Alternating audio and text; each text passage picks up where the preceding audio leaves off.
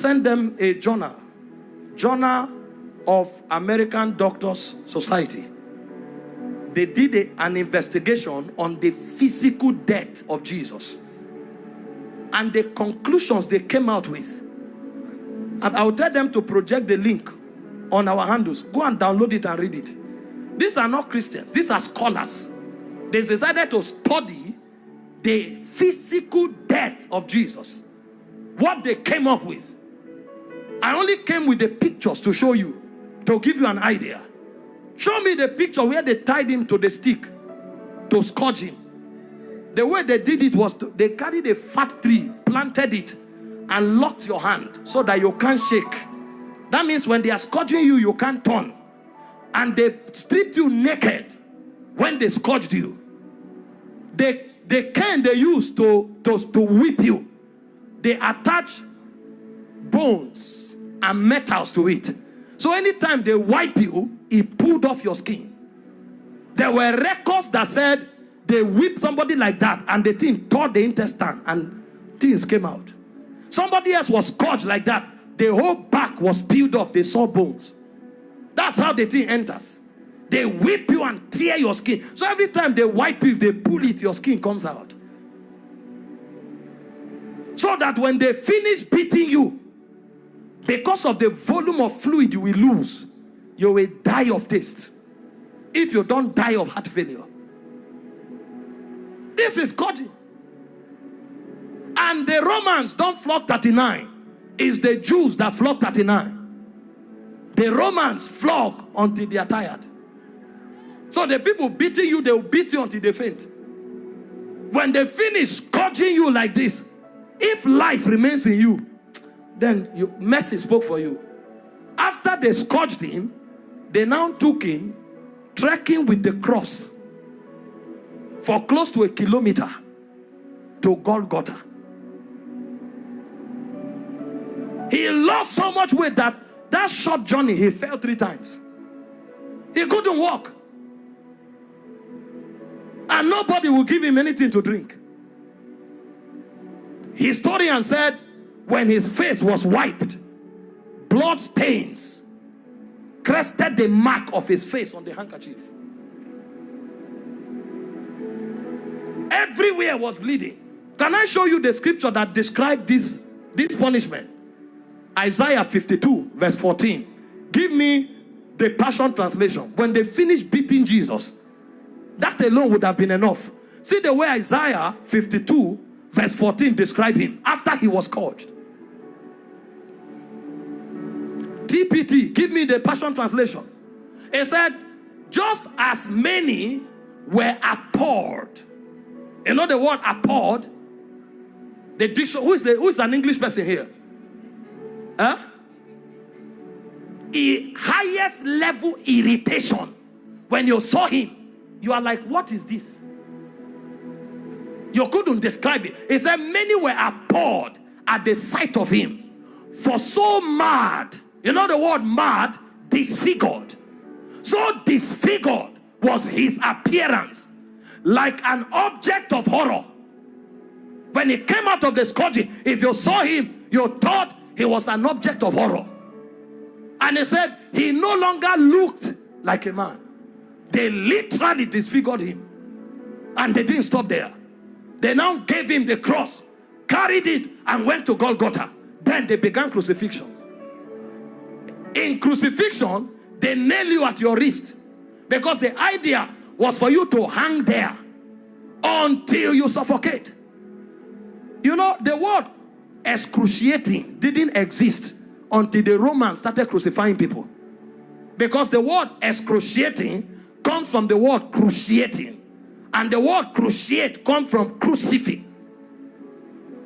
So excruciating is actually a pain you feel when you are crucified. Because there's no pain in that class. When a man is crucified, his whole weight hangs on his wrist.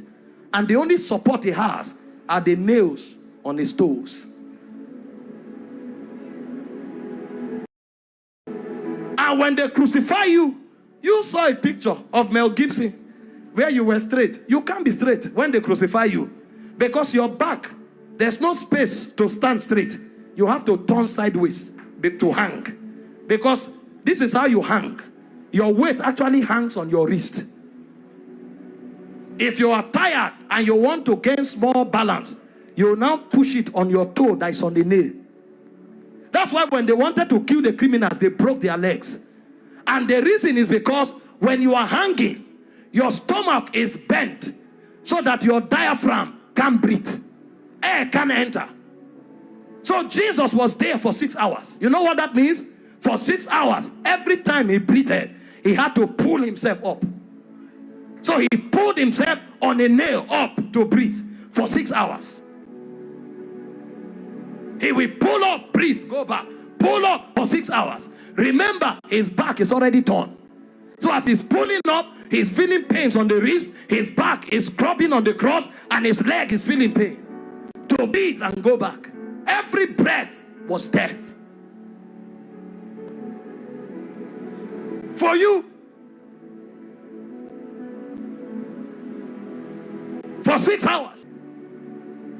And they were mocking him at the same time. So there was soulish torture, there was physical torture. As if that's not enough, he carried sin on him. So God was not connected to him at the time. God had to turn away. So there was spiritual torture, soulish torture, bodily torture.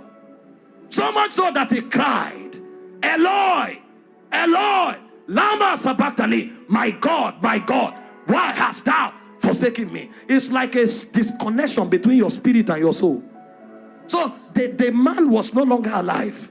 He died in the spirit before he died in the natural. The level of pain.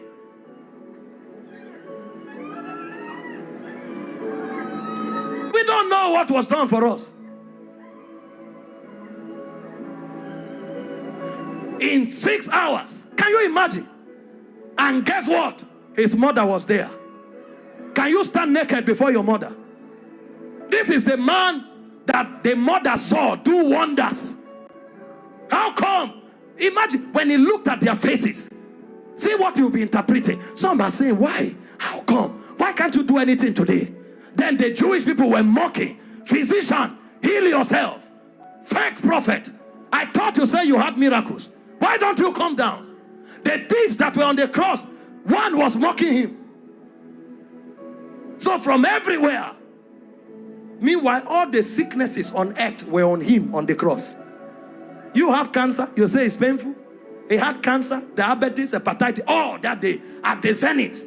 Because he carried sickness, he carried sin, and he carried the reproach of God. You don't know the reproach of God until you go to hell.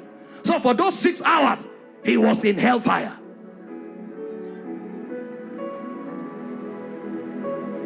Until a point came when the price was paid. He looked up and said, I'm thirsty. They gave him vinegar. I said, no, that's not what I'm looking for. I'm looking for the river that flows from the throne of God. I'm looking for that which satisfies indeed. When they didn't have it to offer, he said, it is finished. And he said, Father, unto you I commit my spirit. I commit. Because they couldn't kill him. They couldn't kill. No, you don't kill him. This commandment I've received from my Father. I have the power to lay down my life and to take it up. So he felt all those pains, keeping his life inside him. He had the choice to give up the ghost early. But if he gave up the ghost before the scourging, the sacrifice won't be complete.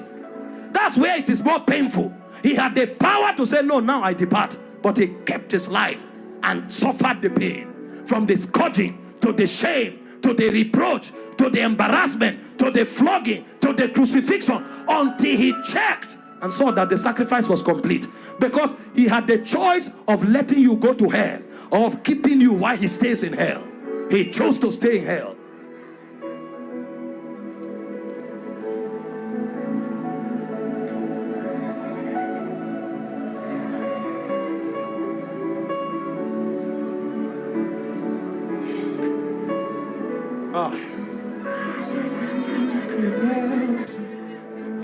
No throne without the cross.